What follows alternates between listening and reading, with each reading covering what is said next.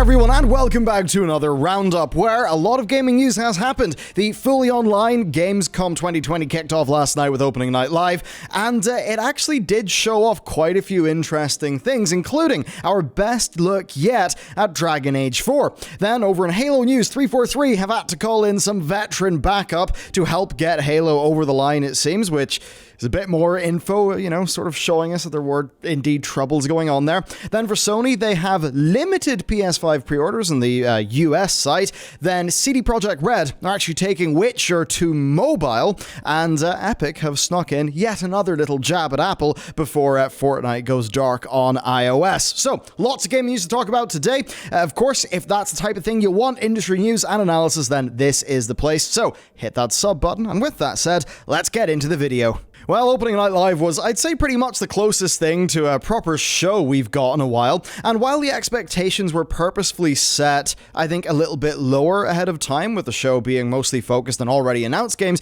we actually did get a few pretty decent surprises, and I think the main one there is, of course, Dragon Age. Yeah, we got a look at Dragon Age 4.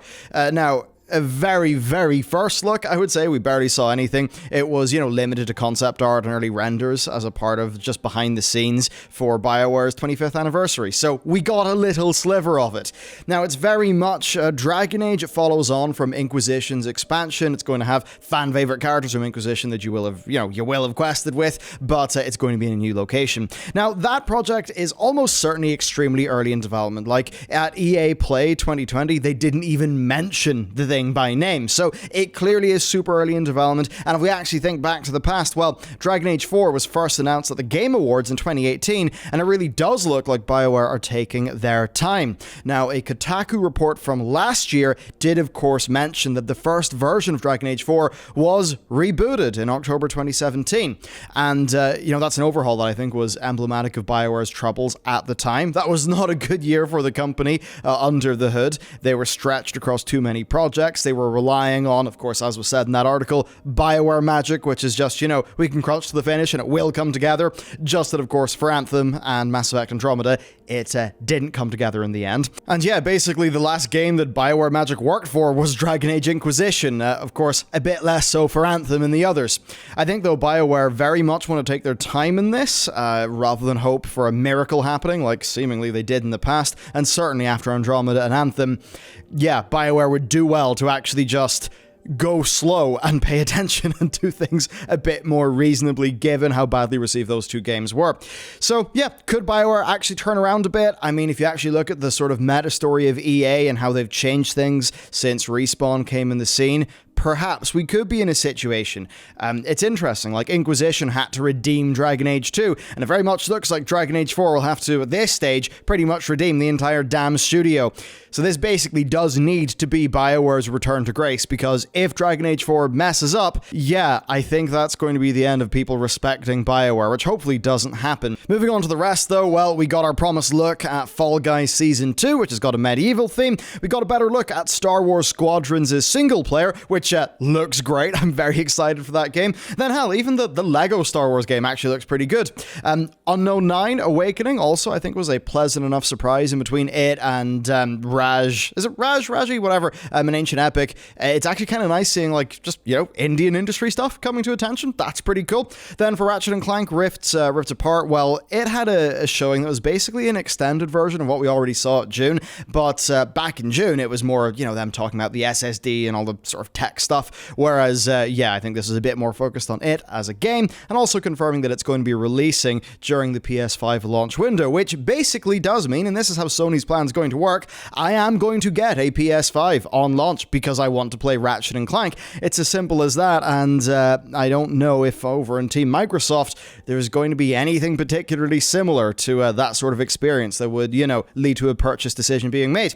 Then over on the Activision Blizzard front, well, for World of Warcraft, we got the Shadowlands release date, which is October 27th, and the first of their Afterlife's shorts. Now, that focused on Uther and his post-death justice on Arthas, and I think certainly, airing this during Gamescom, I think that's really Blizzard trying to double down on some of that Illidan success they have with the Legion expansion, right? Like, it's very much saying, remember these characters you love, they're back. Come check out the game. And I think that is going to work. Now, of course, they're going to have a tougher time of it because they've had rough news lately, and I think a lot of the people who love Uther and Arthas are still going to be feeling a little bit burned by Reforge's launch, but certainly I do think it's a strategy that'll broadly work for them. Now, there were also some other highlights. The return of LucasArts' classic Sam and Max, that's a thing. Little Nightmares 2, and for some reason, Doc Brown, and Back to the Future telling us that Surgeon Simulator 2 is out now. So that was a bit weird. But there you go. That's Gamescom Opening Night Live, the core things that you need to know.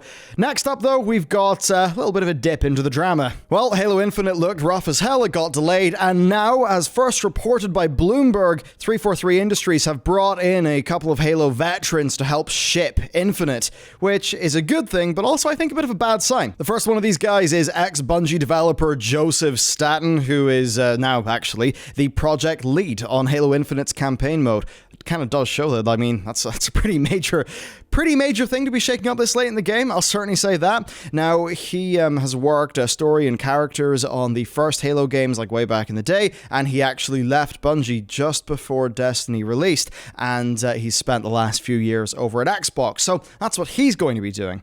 Now, according to 343's statement, his role is to make sure that the team's current leaders have, quote, everything they need to make an awesome Halo game. So, yeah, I guess he's just basically going in there and directing that into the finish. Then there's also Pierre Hincy, I think, who he was basically the head of publishing for Master Chief Collection, and he's going to be overseeing Halo Infinite's free-to-play multiplayer mode. And then 343 statement again just praised his, quote, amazing ability to deliver new content within the Master Chief Collection. So he's basically there to steady that ship.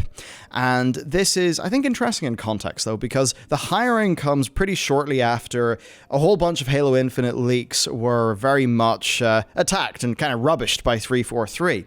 Now, those were claims including that the developer was considering actually dropping the Xbox One version of the game because basically the extra work needed to get it to work would push the entire project to 2022, which would have been quite bad. Now, 343 have strongly denied those claims. They've called them fake leaks on Twitter. They're urging people not to believe everything that they read, which, I mean, they would say that, of course, and if those things were true, they'd probably still say that, but I am inclined to basically believe them that maybe those leaks are overblown, but certainly we need to look at the context here. They didn't plan to delay that game whenever they did their big gameplay reveal. They now have planned to delay the game. So obviously that's pointing to, it obviously did not go the way that they wanted it to go.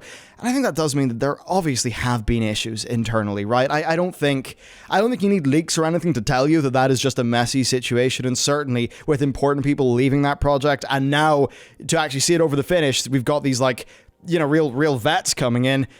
Yeah, it does show that there's probably a little bit of worry and panic going on there, which, I mean, fair enough. If I was in that position and I was basically, supposed to be leading the Xbox Series X's launch, but instead I had to delay the game, yeah, I'd feel the pressure. So it's probably a pretty rough time over at 343. I would imagine decently crunchy as well. Now, related to that topic and also published this week was Jason Schreier's new investigation into the industry's permatemps. Basically, right, short-term contract hires who end up just working at a studio for years. But of course, it's a contract situation, so they don't have the security and the benefits and things like that. And while the investigation is specifically focusing on Activision Blizzard, Schreier did mention Microsoft on Twitter. Now, Microsoft only allowed contractors to work for 18 months max, but they can then come back after a 6-month break. And that's a situation where the company uses so many contractors that this limit leads to a lot of attrition, which I would imagine is something that is highly disruptive to games that take a long-ass time to make, like Halo Infinite,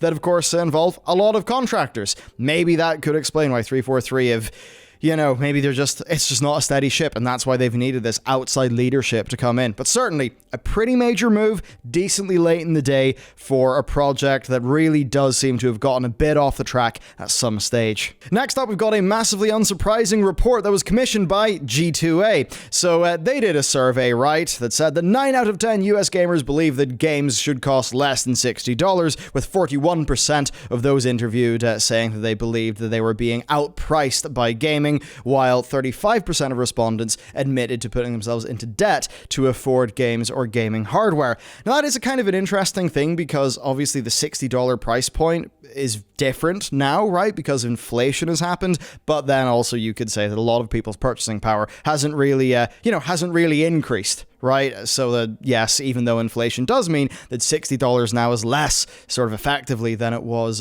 years ago, a lot of people still might not feel that because of their financial situations. That's another element of that to think about. But basically, the consensus that this report or survey is trying to push is that $60+ is an unfair price for games. I think that's where Activision Blizzard would maybe disagree, because of course $70. You can check out yesterday's video if you want to learn a bit more about that, and that's what they seem to be trying to do for this next generation.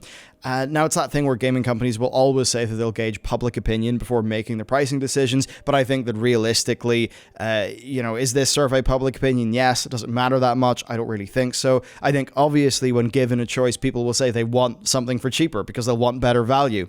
And I think that this is mainly a problem of AAA burning people. I think you'd be hard-pressed to find somebody that would say that Red Dead or Witcher were overpriced at $60. I think those games, in terms of the value they're delivering, are probably, $90, maybe even $100, just in terms of like how good they are, how much content there is.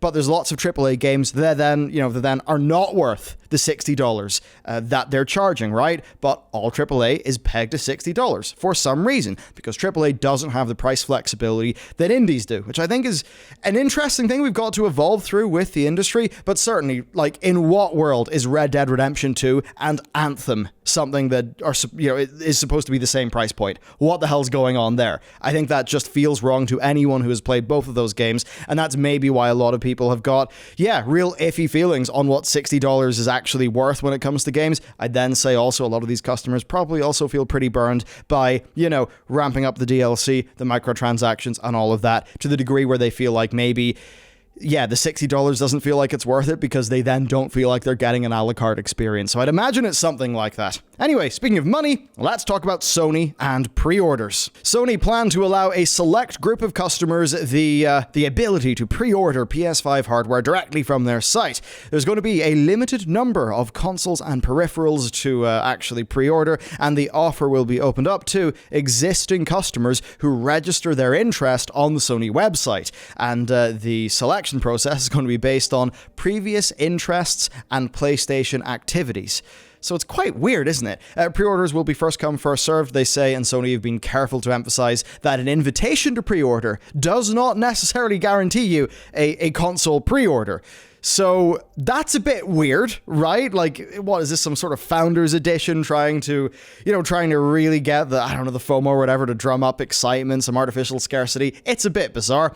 Now, it's a US only thing, that's I guess that's what's going on. Sony have already said, though, that any non-US orders will be cancelled immediately. So I suppose, hopefully, for fairness across the world, Sony open this up to the rest of the globe. That would obviously be ideal. And perhaps also give us a price and a release date, because they're also asking us to pre-order a console when we don't know what the price is or when it's going to come out, which does seem a little bit iffy. Next, a bit of Epic versus Apple, because, hey, sometimes it's fun to have juicy stories going on. Fortnite's newest season has kicked off this week, and, with it, of course, new content support has ended for the game on iOS. Epic did, though, get one last jab in. A last-minute adjustment to the game added the evil Tart Tycoon character from the free Fortnite video. And, so they did that. With the ongoing, of course, legal drama between Epic and Apple still something that'll be going for quite a long time. I think it's fitting enough that Epic would enact one sort of last little act of defiance before, of course, new content support has got to end, because they're not able to update Fortnite in terms of like an actual patch, because it's not on the App Store. So there you go. Of course, we'll have to see how that one develops. Then next up, CD Projekt Red are actually taking Witcher to mobile in an iOS and Android game that basically is Pokemon Go. Just instead of capturing Pokemon, you're going out there and you're slaying monsters. It's actually being developed by one of their internal studios. And a bit of a weird one. I see how it sort of fits into the Witcher fantasy, obviously, but just a bit out of the blue. Now, their share price also did climb as well to a record high following this announcement, with the market cap rising 8% in 24 hours to a cool 9.6 billion euro, which is, quite a lot of euros. And it's very interesting, just the market cap of that company relative to, say, its headcount and its size versus another company like Ubisoft. I think that's a very interesting comparison that really just does show the extreme hype that is just behind CD Projekt Red. And then next, we've got some unexpected and very good news, and that is that Left 4 Dead 2 is getting its first content update in 8 years. And it's actually bringing back a fan-favorite map from the original. The Last Stand is an entirely fan-made update that's being officially published by Valve. We don't know everything that's in the update just yet. Valve have said that more details will be coming, but that this has happened, I think, is actually quite neat. Now, of course, Valve recently did crush our dreams when they said that they were not indeed working on Left 4 Dead 3. You do have to wonder if this is just them sort of throwing us a bone because of that, or if it's actually just them testing the waters.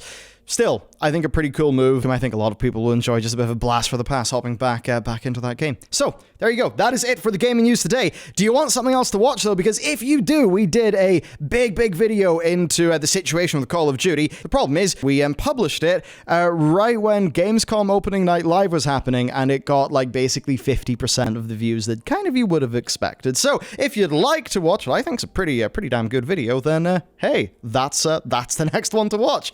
Thanks for all your support, and with that said, I'll see you next time.